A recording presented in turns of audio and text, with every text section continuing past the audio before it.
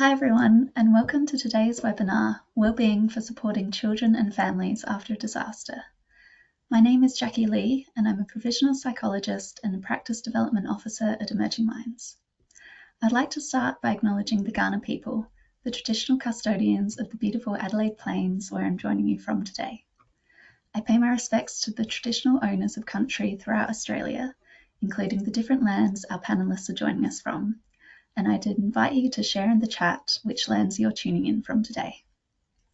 In the context of this discussion about disasters, I'd also like to recognise the ways in which Aboriginal and Torres Strait Islander peoples have cared for country for the past 60,000 plus years through methods such as cultural burning.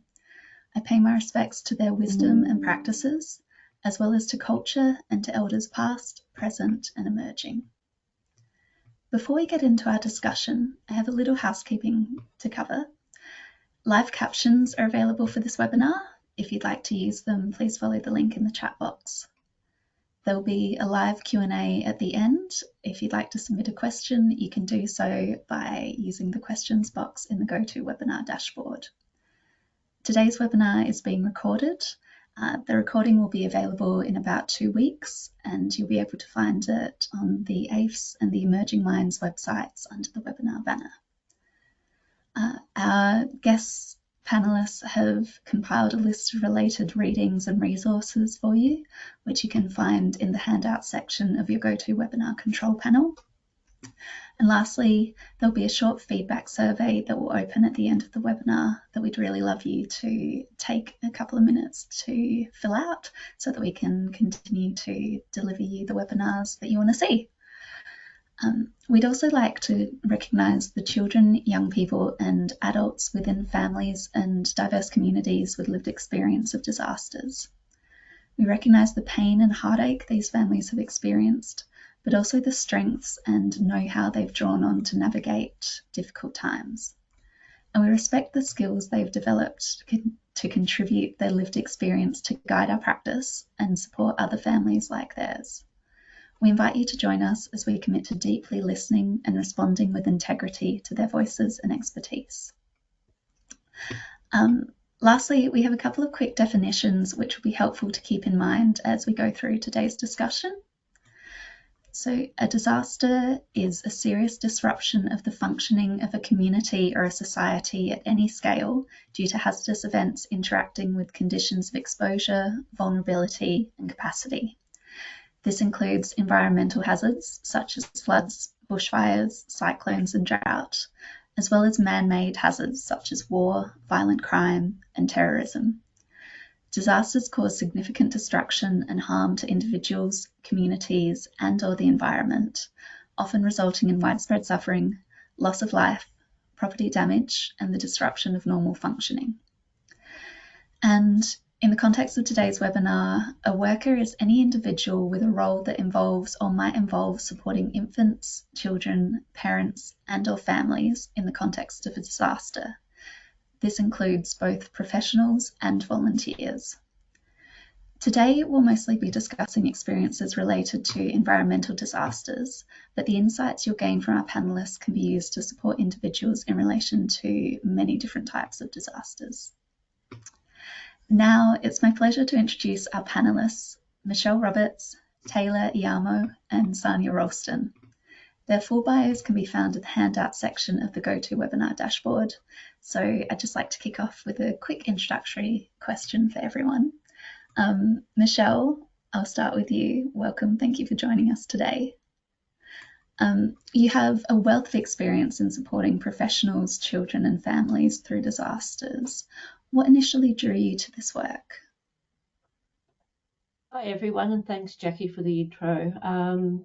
40 years of doing this work, and when I reflect back on how I got on that train and how I haven't managed to get off it at any point in time along the way, it began with probably my interest in children and grief. And while doing my undergraduate studies as a psychologist, that was my focus. In my first year of teaching at a secondary school, we had the Ash Wednesday bushfires impact the area in which I was teaching. And I saw firsthand the impacts that had on my colleagues, the staff, the community and most of all the students that I was teaching. And that got my interest in disaster mental health and children and their development and the impacts of disaster on that trajectory. When I went to my supervisor to say I wanted to do my thesis in that area, she told me it was a ridiculous thought and that children and trauma wasn't a thing. We were just in the early 80s, way back then, thinking about trauma in terms of disasters rather than military-related trauma only, and we hadn't quite made the step from adult focus to child recognition. And so I was caught in what I saw as an injustice and wanting to work in the area and understand it more and to advocate more in that area. Yeah, wow, that's incredible. It's great to see how far it's come, though there's always further to go. We're very lucky to have you with us today. Taylor, how has your background in occupational therapy informed your approach to maintaining worker wellbeing in the disaster context? Thanks, Jackie. I find OT is probably not as well known of working in disaster recovery, but I found my background really offers a holistic lens of understanding wellbeing. And when I think about it, and when I think about myself or someone in my team, I like to consider the personal factors, so my values, my strengths, my physical health, the environment. So, which for many of us, myself included, working remotely is also my home. So that's shared with my family, and the requirements and the demands of the job. So I find all of these elements can be protective, but they can also add stress, especially in the context that we work in. Of course. Well, thank you for joining us. I look forward to hearing more of that holistic perspective as we go through. And Sonia, welcome. Can you briefly explain the dual perspective that you're bringing to today's conversation? Yeah, thanks, Jackie. Hi, everyone. Yeah, as Jackie mentioned, I have a dual perspective in that I, as a parent, and our family experienced the New South Wales bushfires back in 2019, and from there moved out of state, so into Queensland up to the far north, which isn't a stranger to many disaster. And we then experienced the subsequent cyclone Jasper and the flooding, which had the main impact on our family living in beautiful Matrons Beach. So yeah, I have that perspective, and also the perspective of working and supporting community for over 20 years now, and supporting children, families, and communities. So yeah. Yeah, well, thank you for bringing both of those perspectives today. I'm sure you've got a lot of valuable insights to share. We'd like to begin today by sharing a short video to get us all thinking about worker wellbeing in the context of disasters. As you watch the video, we invite you to consider what resonates with your own understanding and experiences, and what might be new or different, and to share your reflections with us all in the chat box.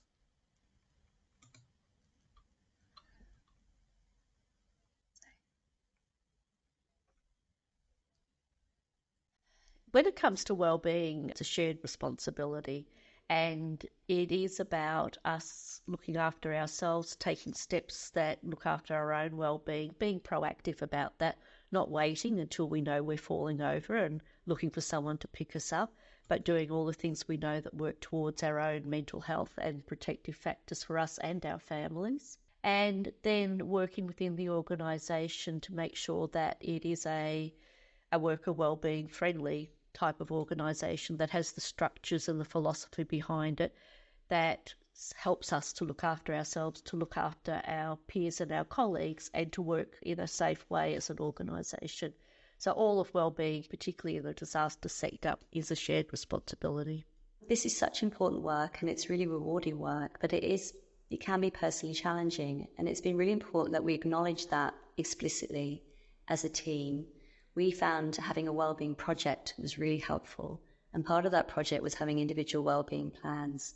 The importance of understanding that for each person it's unique. I think traditionally wellbeing has been seen as the personal responsibility of the worker, And sometimes the focus is really more on things like yoga, and then it's just another thing for you to do. But the way that we saw wellbeing was actually it was an organisational responsibility, and it was a combination of organisational protective factors and also looking at personal protective factors. We know that there are evidence-informed, evidence-based good practice initiatives, and we put them in policy documents, and they look fantastic on computers and on the screen and on the shelves. But we have to live them. And so how do we encourage our collaborative cohort, our workplaces, in order to do that with one another? So it's not just the organisation's responsibility. It's not just my individual responsibility. It's a collective. I think one of the things that's really vital is to focus on self-care. So you can prepare yourself beforehand, and you may well think about where am I at and how do I get myself in the right state so that I can verbally engage appropriately and I can non-verbally be in the right spot to authentically interact with people affected by a disaster. But one of the things that's really important is to monitor yourself, the self-monitoring before, during that involvement as a practitioner in that environment. How am I travelling? One of the things I will often do in those environments is just check on myself, because if I don't check on myself, I may be speaking a lot faster than I need to. I may be moving a lot faster. I may not be as available for the people that I'm trying to support. So check on yourself. But I want to talk about the period after, because I think the period after, oftentimes it's been exhilarating, it's been exciting in a certain way to be involved in this work. It's adrenaline rush stuff oftentimes. It's a very challenging environment that is overstimulating for everybody, including practitioners. So that period afterwards, it's really important where you possibly can to interact with other practitioners immediately afterwards. Just touch base, see how you're going. How are they? What was their experience? What was your experience by comparison? So just having some conversations, I think, is a really, really useful part of the whole process. The other thing too is be aware of your physiological needs. I think it's really important where you can to try and get, for me, it's exercise. I need to move. I've got a lot of adrenaline in my blood. I just need to move a bit. And so I might go for a walk around the block or do something, but I'll do something to give me a bit of time out that acknowledges I need to just kind of almost cleanse myself, if you like, to enable me to recover myself, to return myself to where I need to be for my family, and to return me to where I need to be if I'm to be a practitioner who's helpful and engaging tomorrow. I think it's really important to make sure that you have the support and supervision around you, so you do have that ability to check in, get advice, and in addition to that ability to really prioritise the own self-care that you have in that time. So making sure, there's regular breaks, taking time off on weekends, doing all the things that you'd be recommending that the families would be doing as well. And then I think, again, finally just making, focusing on what are the positive, fun, creative ways that you can connect with the children and families to help them. I found that the disaster recovery community is also really generous in sharing their wisdom and experience. So the first piece of advice would be to reach out and talk to others who are doing similar work, listening and getting an understanding of what the needs are. I think remembering the skills you do have. It's not about a whole new set of skills that you have to learn. It's actually things that you're doing already in your work. And it's just tailoring it and making sure that it's actually responding to this unique need in front of you. Training was another area that really helped protect wellbeing. If someone feels that they've got the skills to confidently help in a very complex area, it makes so much difference. Professional development was ongoing. That was an important part of our wellbeing plan. But from an organisation's perspective, it can be the detail of things like having really clear processes, clear roles and responsibilities for people, a balanced workload, reviewing caseloads to make sure they're safe, recognising the additional complexity of this work. You need to take care of yourself to be able to take care of others. We want you to not burn out. We want you to be able to sustainably care for other people, not at the expense of yourself. We want it to be a rewarding and nurturing job to do. Thanks, everyone. If you happen to have any trouble viewing the video, I know we've got a bit of wild weather here, so mine was a bit glitchy. We will share the link after the webinar so you can rewatch it. And please do go ahead and share your reflections with us in the chat. I'm curious to hear our panelists' reflections as well. Michelle, we saw you at the beginning of the video discussing how worker wellbeing is a shared responsibility. Could you perhaps elaborate on that for us? Yeah, sure. Always funny watching yourself on video, isn't it? You think, oh, I should have said when you do it. But in the video, we talk about the individual and the collective responsibility, and that term collective was used by Paul, and a lot of Paul's work has been with emergency service response agencies. But I don't want to have the takeaway message from that video that the organisation holds the full responsibility. We're in this transition period where we are starting to acknowledge the roles of both the individual and the organisation or the system. Or if you're a volunteer or a self-activated person within community identified as a leader, you do hold responsibility for your own well-being. So we do have responsibility to be fit for this work, and being fit is, as Chris said, physically fit, mentally fit, and pre-prepared, psychologically prepared. So we know the work can be tough on ourselves and our families. Let's not forget that we are part of a broader ecosystem ourselves, and what we do in the day comes home with us. Despite trying really hard to mask it, not to share it necessarily, it still comes home with us in some way or another. So recognising the shared responsibility doesn't mean we ignore our own responsibilities. Whenever I'm doing something like this webinar, I go and I look for what's new out there and what's fresh. And I came across the other day a Churchill Fellowship report written by a woman named Amy Nicholas, and she had looked at this very question. It was wonderful. And so I've been working my way through her report, and we'll give you access to the reference for that in the chat. But I want to draw out some of the things that her Churchill taught her to share with us around organisational responsibility. And she's come at this query or this question from a organisational responsibility in terms of health and safety and what the legislation says. And in 2022, there was what I would say a ramping up of the legislation, so that organisations have a required responsibility to proactively manage exposure to psychosocial hazards. We're used to thinking in terms of physical safety. They've shifted to include psychological and psychosocial safety in this. I really recommend you read it. It's very thought-provoking. She puts out there that this is her thoughts at this point in time, and there may be critiques, challenges, considerations, or different ideas that she's open to exploring further with people. But the sorts of things that we need to shift from, I think, is to enable in organisations to address and mitigate.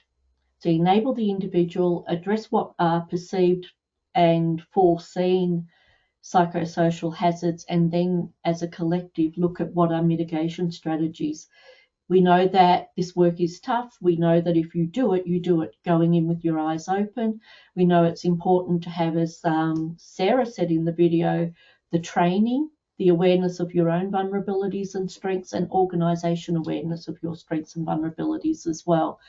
So yes, it's a collective in every term that we can think of in this work. Absolutely. Thanks, Michelle. And we will explore each of those elements a bit later in this webinar. Sanya, what resonated with you the most as a parent?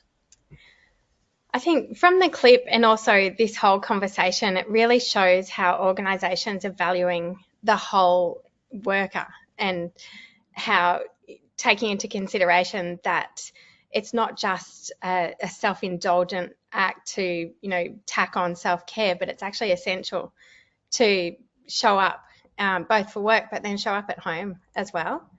So that, the whole clip just really stands out in just how far we've come. And as Michelle said earlier, looking back at her earlier research days, we have come so far, and the organisational commitment to acknowledge a parent in their own right, with their children in their own right. And it just models that beautiful ecosystem that we know is wrapped around our children, but our organisational approaches need to be the same, because we all are a part of our families and communities and societies. So really good. Yeah. On that note, I know we talk a lot in our work about taking a child-centred and family-focused approach. How does that concept connect? Like, what does that mean when it comes to workers' wellbeing and that ecosystem you just spoke about? Yeah, so we know that children are deeply affected by the events around them, by the adults around them, and they look to the adults for that acknowledgement of the experience, their ability to regulate, co-regulate. So we are all a part of this ecosystem. We can't compartmentalize that this is my work role and now I'll come home as a parent, and it's all really ever flowing. And our children also, if we're experiencing and living in the places and spaces of disaster while we're supporting communities, are impacted more so because they're watching our reactions as the adult in their ecosystem. So having a child-centered and family-focused approach, it really makes sense in that when we can show up for ourselves and our family, we feel supported, and our organisations are part of that support. Again, coming back to the children, we are a protective factor for our children when we model our experiences of how we respond in disaster, in work, coming home. And even if that comes to the point of saying, you know, mum's had a really tough day and I need a moment to just unwind from that and model that. It's not all, you know, we need to keep it real. It's not all masking and hiding for our children. That's not a protective factor. The protective factor is showing how we can regulate and how we can come back to show up for ourselves in order to show up for our children, our families, and our communities. Absolutely. Thanks, Sanya. Taylor, what stuck out to you in the video as both a mental health practitioner and a team leader? I think similar to Michelle, what really stood out to me was that wellbeing is a shared responsibility, and there is a need for me to take responsibility for my own wellbeing and actually do the things that I suggest that families do in these cases, and really practice what I preach to support my own mental health, my own wellbeing, and continue, I guess, to build my own awareness of things that I know will negatively affect me as well. But then there's also the responsibility of organisations to look after workers and provide those supports. And I was just reflecting when I first came into the work in 2019 and Blue Skies, my manager said to me, like, wellbeing is your job. So that is your responsibility to do that as part of your everyday work. And for me now as a leader, I have a responsibility to my team and also to advocate on their behalf what are things that are going to support their wellbeing, and then things that could also affect theirs. So yeah, it is really that dual responsibility. Absolutely. Before we continue, I was wondering, Michelle, if you could briefly explain the concept of cascading disasters and why they're important to consider when we're talking about worker wellbeing.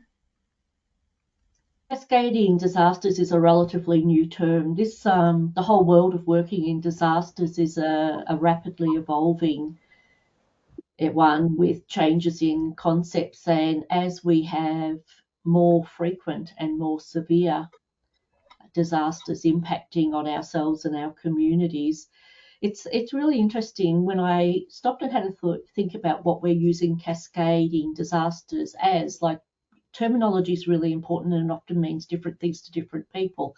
So the actual definition that I came upon was that it refers to multiple hazards or disasters that occur sequentially, and that immediately gave me the image of dominoes. The first event, the second, the third, the fourth, the fifth. So it leads to a chain reaction or a cascade of unfortunate events. And I felt like I was probably channeling Lickety Snippet there with these books of series of unfortunate events, but it is that domino effect of adversity the adverse effects are interconnected and they're an outcome of one event that affects another and another and another. And when I thought about a practice example for that, I was thinking about the floods that many of our areas, our geographic areas and our communities have experienced, especially over the last 4 years, in rapid succession. So a flood can lead to a housing crisis. It can lead to displacement of families and people within community.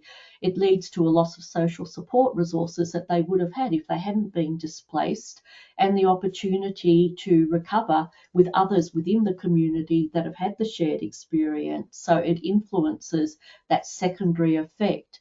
It can actually lead to isolation and poorer mental health outcomes, which leads to financial stress, which can escalate the likelihood of family violence and exposure to violence for the children. And then I think about the consequences of exposure to violence and displacement and isolation and loss of support group for the developing child. And then I think about then that leads to sleep deprivation, learning problems at school, and then they're on a track of one that has needs that they didn't have before. So from the one natural climate related hazard, we have a scaffold or a domino effect to really changing so many factors within the child's life, their ecosystem, the supports around them, that their developmental trajectory goes from here to here. And that is what we're talking about when we think about the cascading effects. It's easy to also interchange that with the compounding effects. So when I talk about our use of language, I don't think that's really clear in the literature yet. They're often used interchangeably, that one thing makes worse another and another. And of course, we know facts or statistics like from UNICEF and Royal Far West's research, a child born in 2020 in Australia will experience 4 times more heat waves, 3 times more droughts, 1.5 times more bushfires than me, who was born in 1960 in their lifetime. So just the rapidity of exposure is a factor to be considered in this. For workers, we also experience it directly if we live within the area that these events are happening, but also it means that there's no pause for us. It's on and on and on and on. Same group, different disaster, different group. It gets us running all the time, and that makes it very hard to maintain the level of self-care that we need to. Absolutely. Thanks, Michelle. That leads us quite nicely into the next section, sort of looking at what organisations can do in their part of that shared responsibility around wellbeing. Taylor, in the video we saw your colleague Sarah discussing some of the ways Royal Far West supports workers' wellbeing. What have you found most effective when it comes to supporting your own team in disaster recovery work? Yeah, so Sarah spoke about some of the effective strategies working at both that individual and the organisational level. She spoke about us embedding a staff wellbeing tool, that this is something that staff complete when they join the team, and again, like every 6 months. And it's quite simple, but it's really powerful, and it is in the resources. And I find it's a really helpful tool to build a worker's self-awareness and really open up conversations between the worker and the leader, because it gets you to identify, well, what are your early stress warning signs, so that you can identify it before it gets to that really pointy end. So I guess just an example of how it's been really helpful. I did have a team member that identified in their plan when they're starting to fall behind on their admin sort of tasks and they're starting to withdraw, which for this person is quite a bubbly person. It was a red flag or one of those signs.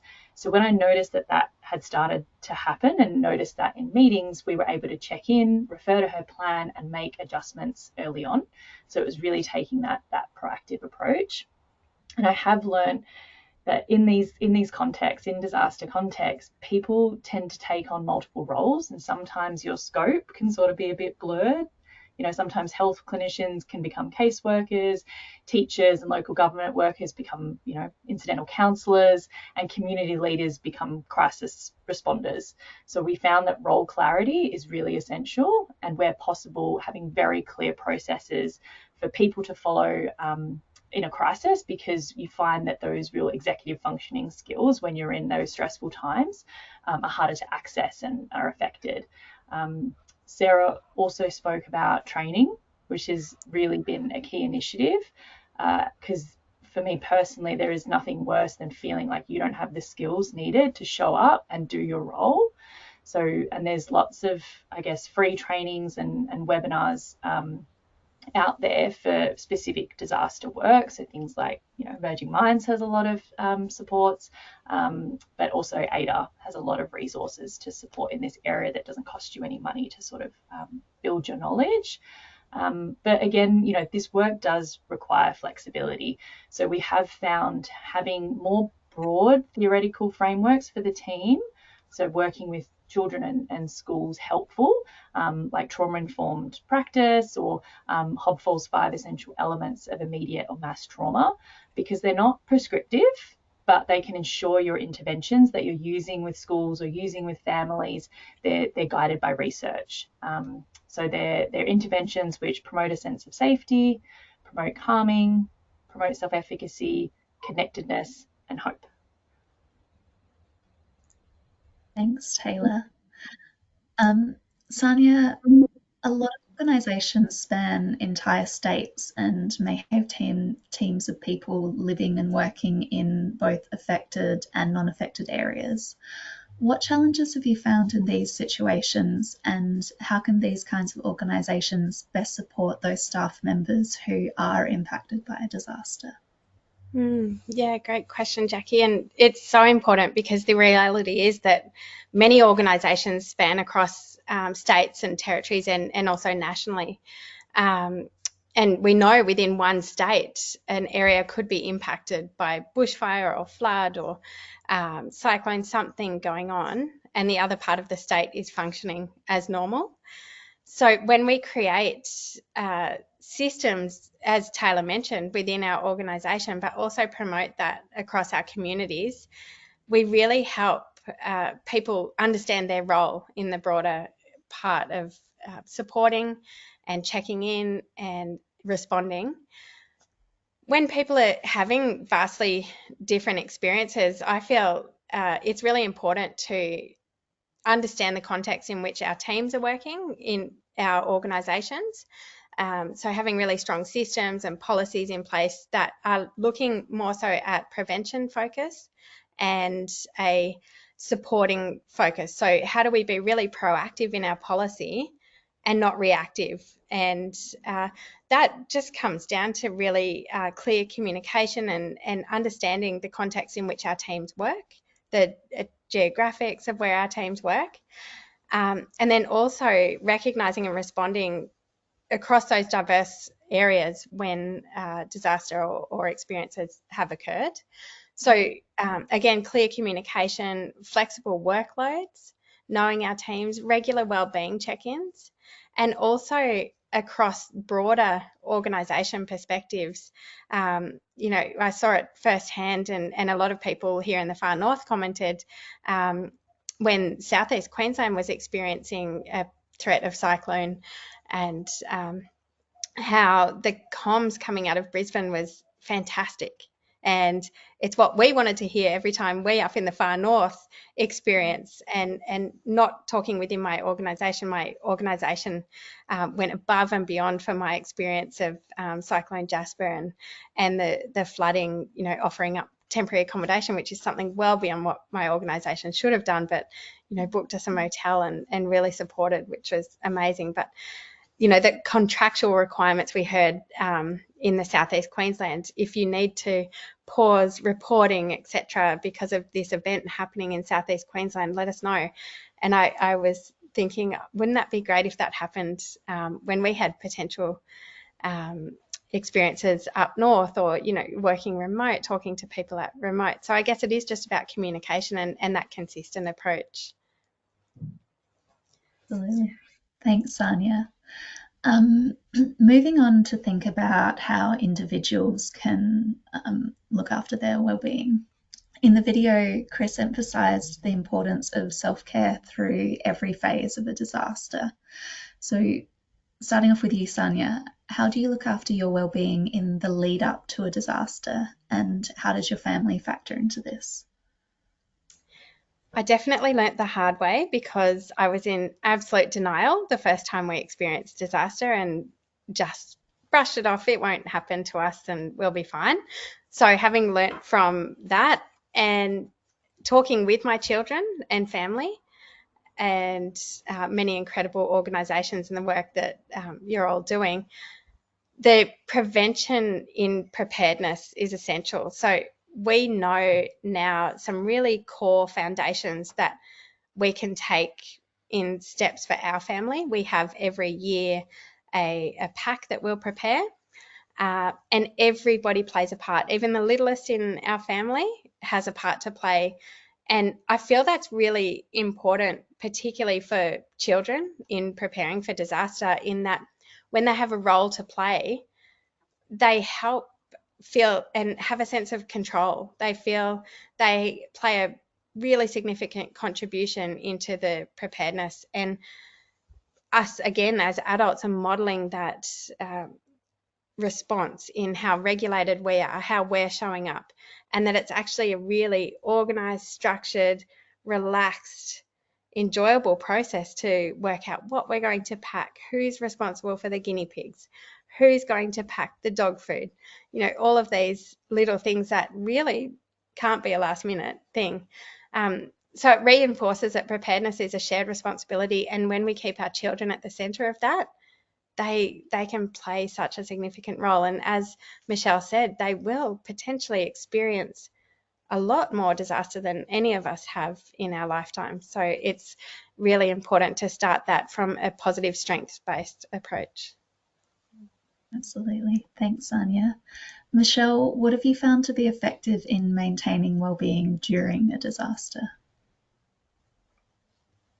During disasters, a really interesting stage. In my reading that I made reference to, I came across a really useful quote, and it's very short. The expectation that we can be immersed in suffering and loss daily and not be touched by it is as unrealistic as expecting to walk through water and not get wet.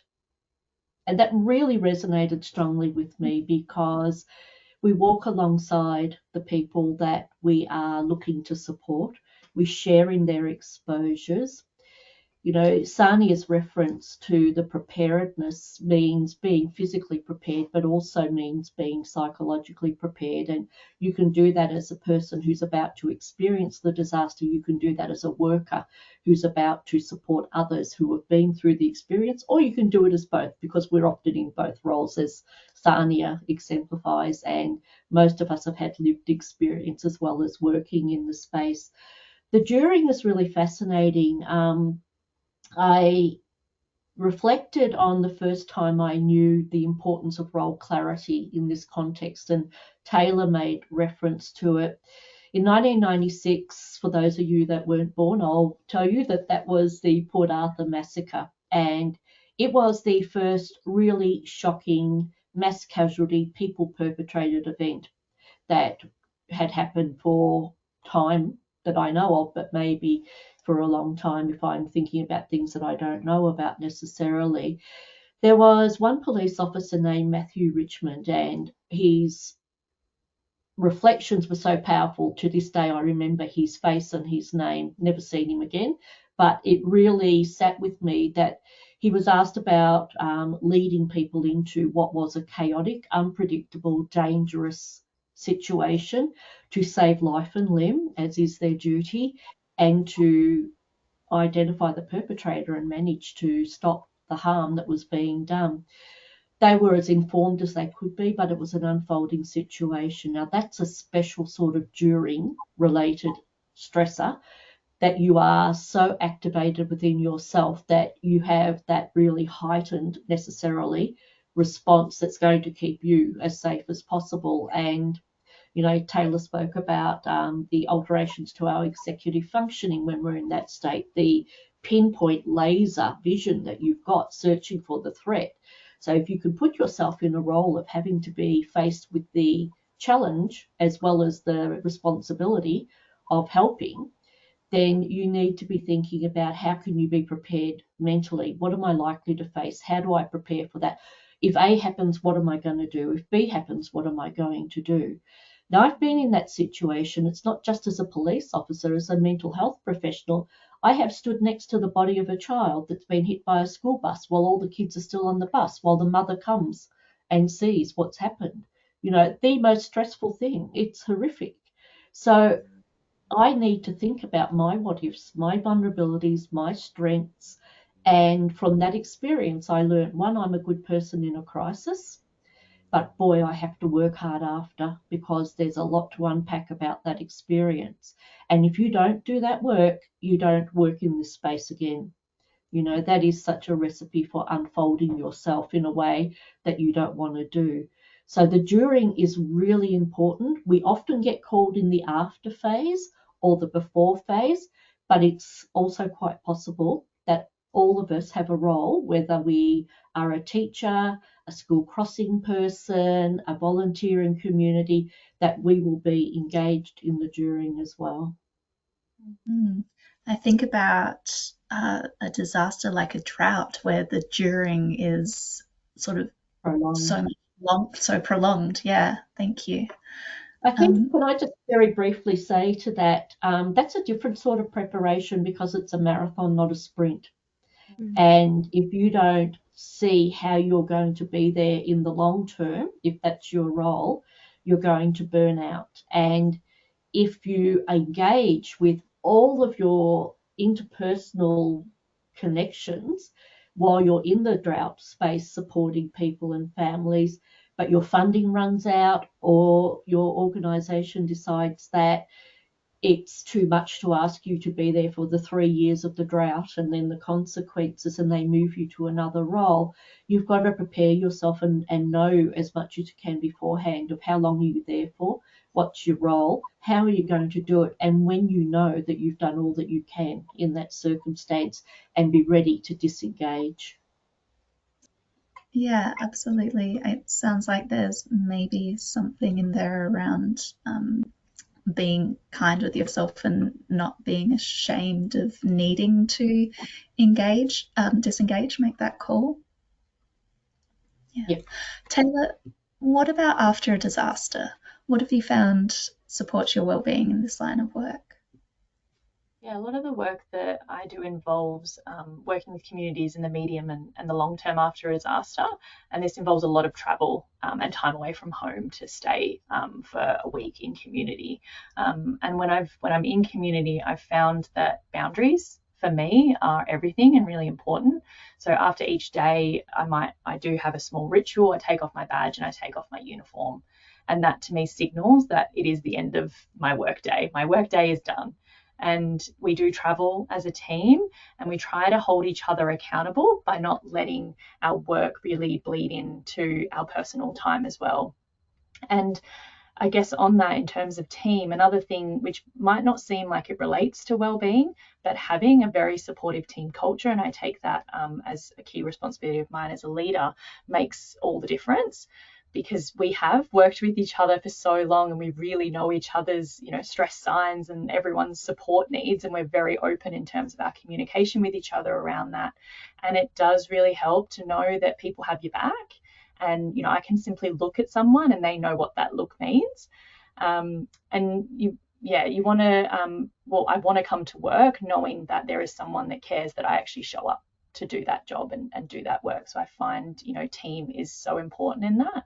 And sometimes when I come back home, or when I've come back from the work that I've done, I don't always want to share everything that I've sort of heard or seen, with my family or my friends. And so I find debriefing and having really set structured supervision, that's not something that can just get cancelled. It is mandatory to do supervision or mentoring or whatever your organisation does.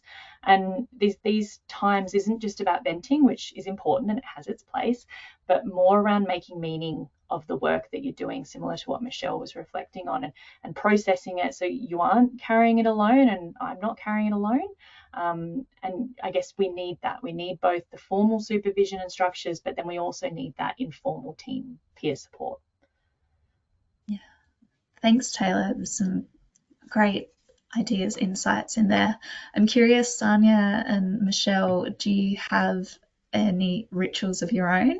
I wonder as well if our audience have any rituals that they might like to share in the chat, because I've definitely heard, I was just thinking how, just staying really grounded, like being mindful of knowing how your body feels in a regulated, calm state, and being able to recognize when it's not. So mine is definitely running and cooking, just those really slow down things where I can earth and ground and go outside and have a walk if possible, and 100% self-care, turn off social media and media. It's, very, a great thing to do at times, even though you need to stay in the loop. You can find yourself obsessing, like, what's happening now? What's the update? So just switch off and, Absolutely. Yeah. I'd like to say when I was doing this work 7 days a week, having a bath was the best third space, a processing space, a transition space for me. And there was this sort of metaphor or symbolism of that, of washing away the day and then coming out refreshed, and me and the family, or me for whatever the next task is. But fundamental to my own well-being, I think, is to make time to pause, reflect, and digest. And I use the term digest as a understand and make meaning, as Taylor indicated, of what the experience has been, but also to link in with that known part about rest and digest as part of a parasympathetic nervous system activation rather than the fight flight that we're often in when we're in the moment of doing the work. So it's a very conscious transition to slow it all down, take a breath, think about it, and then pop it aside and move into the next phase of the day. Absolutely. Sanya, you mentioned earlier having conversations with your kids in that preparedness stage.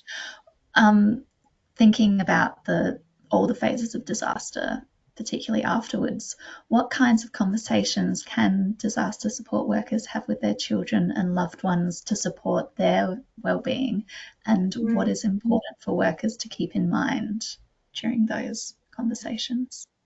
I think just not forgetting that our children and families pick up so much more than our words say, and that we need to be open and honest and from an age appropriate lens, like Taylor said, not sharing every detail, but acknowledging that something's happening, giving children the space to ask questions or share their feelings on their experience or what they're seeing from us, and being really open and honest, saying things like, I've got some really important work to do right now, and it's making me feel a bit tired, or, off, whatever it might sound like for you in your child's developmental stage, or, things post-disaster, things might be a little bit different for a while, but we have a plan, we're all safe, we're together. When I'm not, what would help you to feel safe? And as an adult, remembering for our children that their experience of safety is different to what an adult might conceptualize. They need to feel safe in order to be safe. From our adult mind, we often think that a child is safe if we put structures and systems in place, but that doesn't necessarily help them to feel safe. So hearing from their voice around what helps them to feel safe. We have a beautiful kit we use at NAPCAN and share with communities, and it just really elicits the voices of children in their own individual experience. So, I just always try and remember that our kids, my kids, take emotional cues from us. So when we're calm and clear, they feel more secure. And also checking in with our other loved ones around us, our partner or family, our extended ecosystem, and checking in and letting them know what's going on for us in whatever's appropriate way of communicating that, and checking in on how they're going as well, just strengthening our community, our internal and external communities can really support us in our conversations. Absolutely. Thank you, Sanya. We've come to the live Q&A portion of today's webinar. If you have a question that you'd like to submit to the panel, we will be doing a recorded Q&A after this as well. So please add that via the question function. I've got a question here around looking after First Nations workers' wellbeing. So it says, how much work has been put into looking after First Nations workers, given that a lot of us have lived experience and we are still working in community when we are clocked off the timesheet? Michelle, I don't know if you have come across much on that topic in the research that you've done. I have come across some readings, and I would not say it's an area of my expertise at this point in time. I would suggest, if this is an area that you want to find out more about, then Biami Williams is doing some beautiful work in that space. My own work with colleagues that are First Nations people, and Jackie, you had proposed a question, I know, around multicultural workers and potentially marginalised workers, and I reflected on that, and I thought it was quite an interesting question from the perspective that I would expect that as a manager or a leader or as a colleague, that I would have a good understanding of the strengths and vulnerabilities that my colleagues bring to the workspace, or that those people that I manage bring to the workspace, and that might be the exposures they've had previously, including intergenerational exposures, experience of colonisation, refugee status, all of those things. I think that I would want to be part of, as Royal Far Western Taylor and Sarah in the video demonstrate, that collective decision about how the team operates and what do people bring to the situation and what are strengths and vulnerabilities and how can you mitigate the risks in all of that. But it's all done in consultation with the workers as part of the organisation. So it's not specific to our Indigenous colleagues and workers, but I think they are good fundamental principles to consider. Thanks, Michelle. Taylor, I'm wondering, how can a multidisciplinary approach support disaster workers' wellbeing? I find multidisciplinary work really powerful, and on the team that we have, we are a multidisciplinary allied health team. And I find this is helpful not just for the community, but actually for the well-being of the team itself, because it brings diversity in skills, it brings like a shared load, and no one profession can meet all the needs of communities after a disaster. So when you work with different disciplines, you're less isolated in trying to carry the emotional and the practical demands. But you've also got others to consult with, to lean on, to reflect with, to learn from, plus you're not stretched too thin. And I've found that working in communities where we do have, educators and family services and counsellors and community leaders all coming together and all collaborating, it means you have shared understanding, reduces the duplication, which is one of the greatest areas for stress for communities, shared emotional labour, and actually better collective care as well. And it means that people can trust each other, they can reflect together, and it is that shared responsibility to, I guess, build resilience, not just as a team or a community, but individuals as well. Thanks, Taylor. That makes sense. Michelle, you mentioned that you've been working in this area for 40 years. What have you found helpful in maintaining your own sense of hopefulness during a disaster, and how has that benefited your work with children and families? Gosh, isn't it a funny time in the geopolitical space to be thinking about hopefulness? And I was thinking about the need to actually get my hopefulness ball out of the cupboard and give it a polish, because it's feeling a bit tarnished at the moment. But I think being able to have longevity in this role is about everything that's been said today. you know, the self-care, the systems that we work in. If there's a experience of dissonance between how I do the work and need to do the work with how my organisation expects me to work, then I don't do that work with that organisation. You know, I can't tolerate that mismatch of my values in this space. I can tolerate it for a short period, but I know it does me harm. You know, and we haven't spoken about moral injury, but it's a relatively new concept that we're getting more and more information about. Again, something that started with military and has moved to general population. And there was a wonderful article in The Conversation this week talking about moral injury in teachers. And I really found that I could identify with the discussion of that piece. So another thing that I recommend you talk about. I've been better and worse at my self-care, and I have often been a leader in doing the work in this area. So I haven't necessarily had immediate peers around me to provide me with the feedback of, you're losing it, Michelle, pull back, or, you know, I can see how tired you are, you're running on empty, stop now.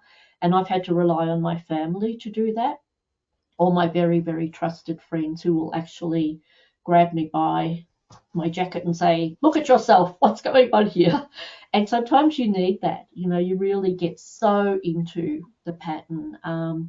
In saying that, I've walked through the water with everyone, and I know I'm pretty wet in lots of areas. And, you know, I do not think you can do hard work like this without feeling and showing the marks of that work. And that can be a positive, and it can be a struggle at times. So it's actually exactly what my lovely colleagues on the panel have been saying.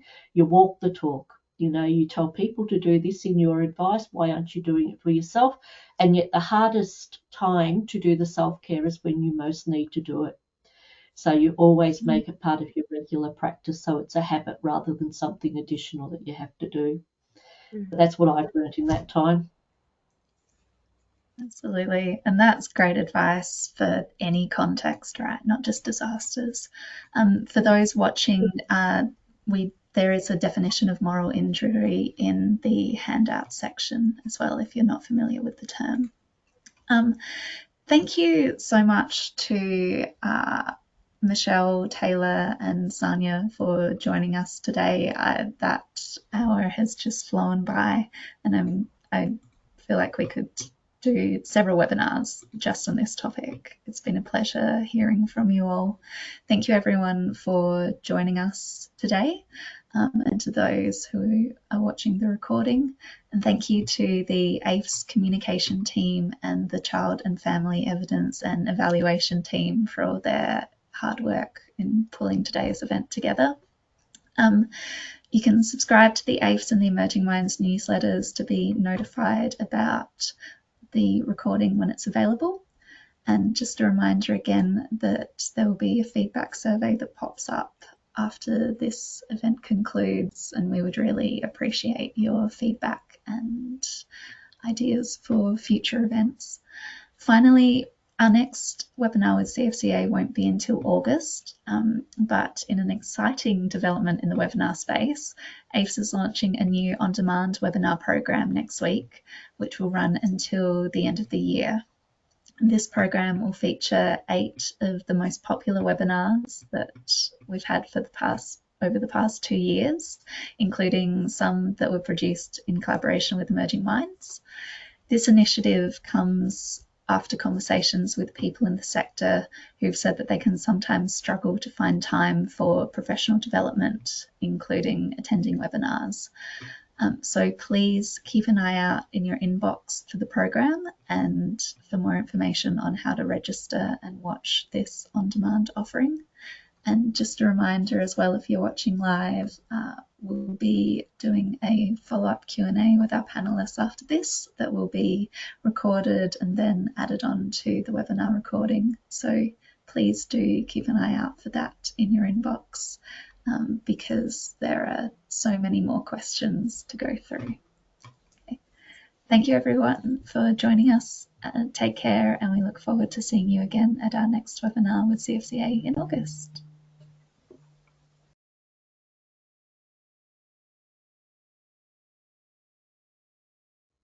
Hi everyone, and welcome back to the extended Q&A for our webinar, Wellbeing for Workers Supporting Children and Families After a Disaster.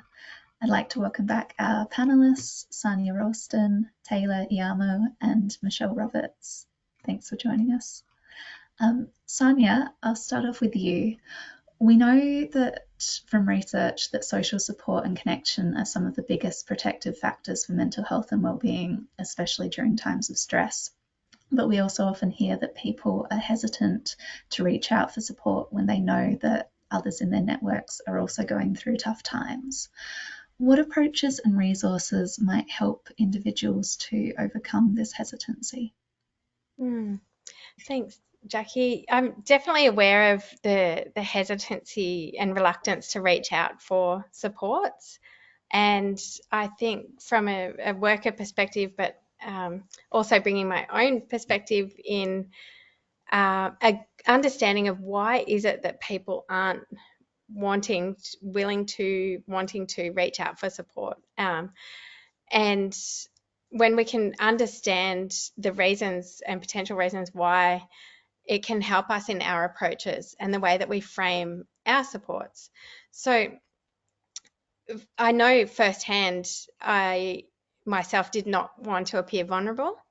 I felt like I had a role to play where I needed to be available and present and skilled and confident in what I was offering community.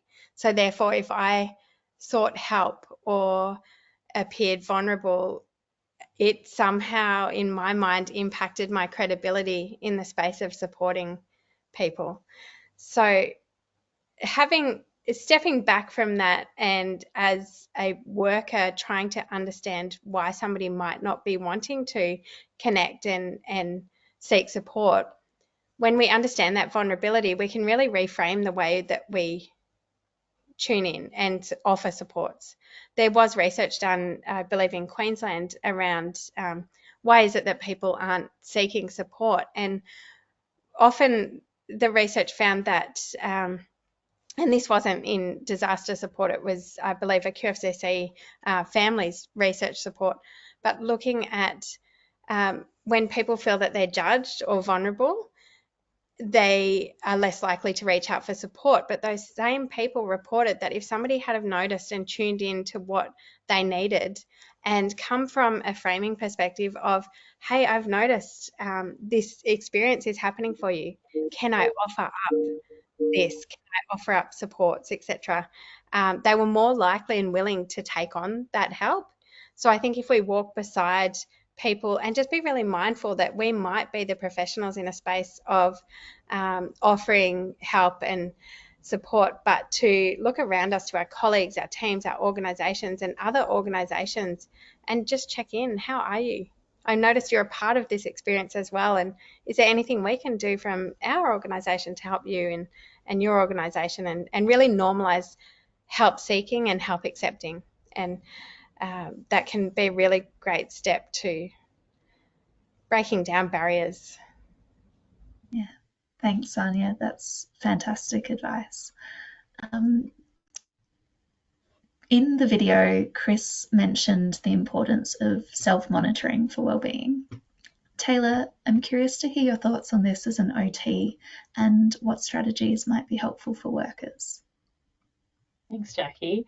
And thinking back to that video, I do really resonate with Chris, and I find I also need to move my body to stay balanced. But as a OT, I think about wellbeing, and I find a helpful frame to think about wellbeing in terms of nervous system regulation and using that lens, or using the window of tolerance concept as well. So it's not just about coping, like Chris said, it's about asking, where am I functioning within my window, and potentially how wide is my window at this time where I'm about to go in and respond? Am I overwhelmed? Am I shut down? Or am I actually able to function meaningfully and move through those stresses that I might come across? Chris spoke about having times to check in with yourself. And one of the things that we suggest to educators in schools is to support students with a morning check-in. This could be a 0 to 5 rating, could be a thumbs up and thumbs down, and we did that as a panel when we first started this. So this is something as workers we may also find helpful to check in with ourselves. But to build some self-monitoring skills, it might be helpful to think about it in terms of the 3 phases. So some proactive things you can do might be accessing training, accessing mentoring, or accessing that peer support. And that mentoring and supervision aim to be reflective, to really enable you to tune in to your responses and where in your body do you feel activated. And I find it less about naming a mood or a feeling and more about, okay, yes, I feel my heart racing, or I found my voice went shaky, or my neck muscles feel tight, or maybe I started to feel myself react unconsciously rather than responding. But then maybe during the work, whether that's in disaster recovery or responding in a crisis, I find simple in the moment strategies really helpful. Things like building in a pause before you're about to respond. Things like being aware of your breathing and really ensuring that your exhales are shorter than your inhale. Potentially reducing some of the sensory input around you when possible. Things like noise reducing earplugs are great at this. Things like squeezing your hands together or squeezing your fists, ensuring sleep is prioritized, and that's a non-negotiable of protecting your sleep. Even having, a fidget or something, like I've got blue tack at the moment, so keeping a fidget on you, on your keys, on your lanyard, or even just in your pocket so you can access these things, and that'll really support you in the moment. But then afterwards, I find it's mostly about processing, acknowledging the impact of that event or the work, allowing time to debrief and reconnect with your family or reconnect with your team members as well. So like Chris was saying in the video, it isn't just about whether you're coping, but how your body and brain are actually managing that stress.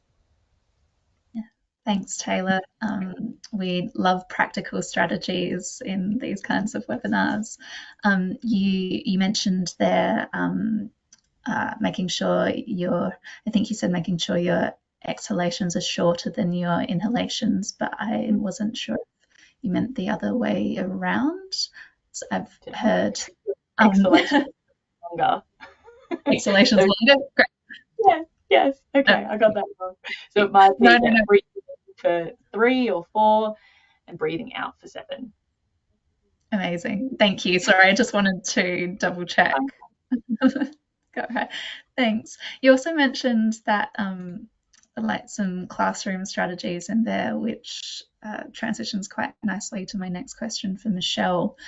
We talked in the main webinar conversation about some ways Royal Far West has supported workers' wellbeing, but I know that you have a lot of experience working in the education space, and so I wondered what you've found works well for supporting workers' wellbeing in the disaster context in that particular sector.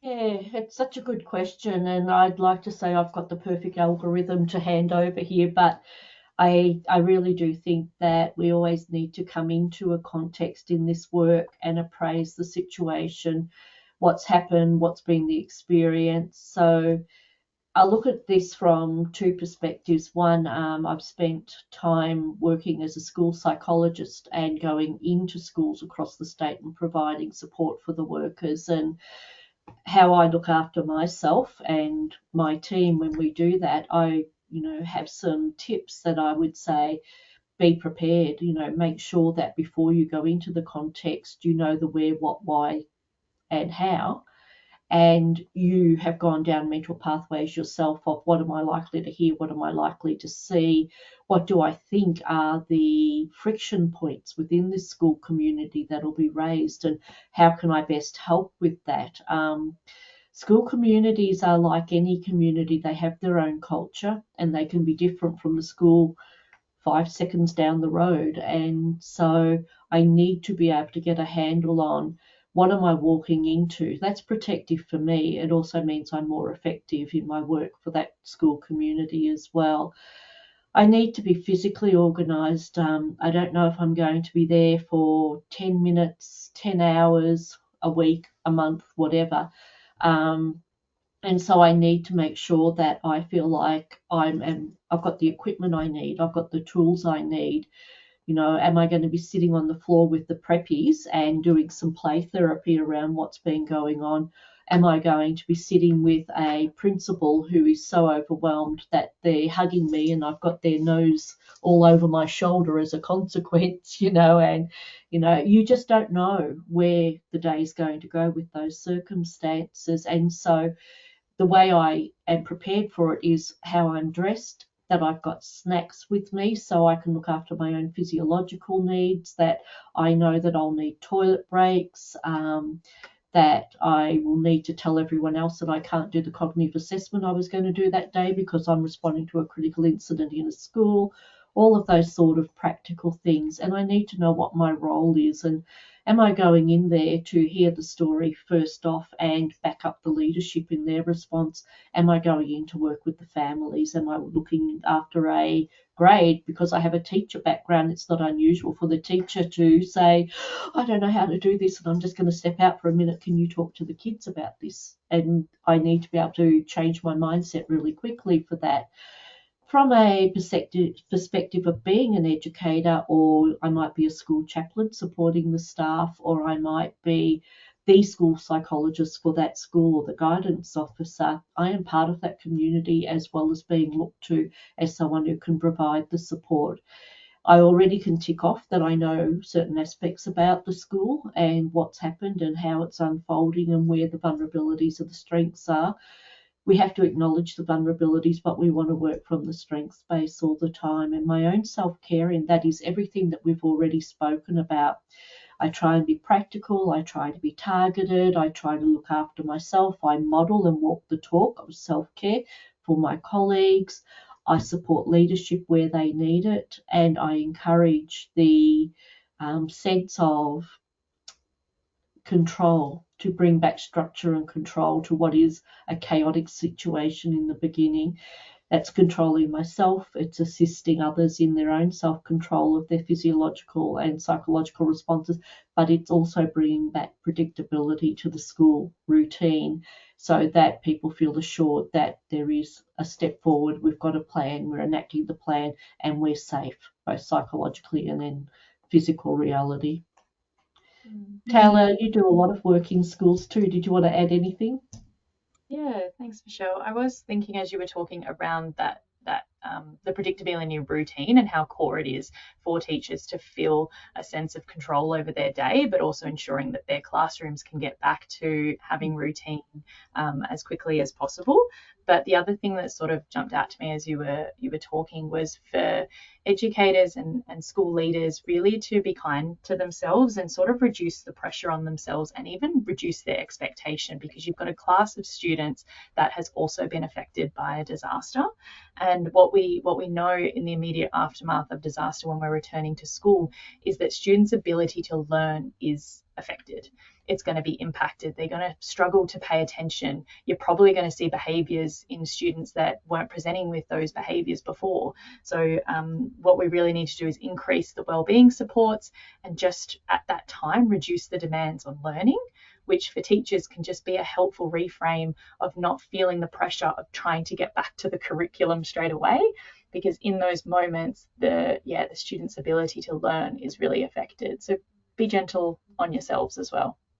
That's fantastic, and I want to pick up on that from the perspective that just as the kids have trouble with their learning because they're processing the experience, they're potentially hypervigilant, it's hard to focus and attend, so are the educators in the same situation. And it's been a long-standing bugbear for me that the tension of the system is that we need to get schools up and running again after a disaster quickly.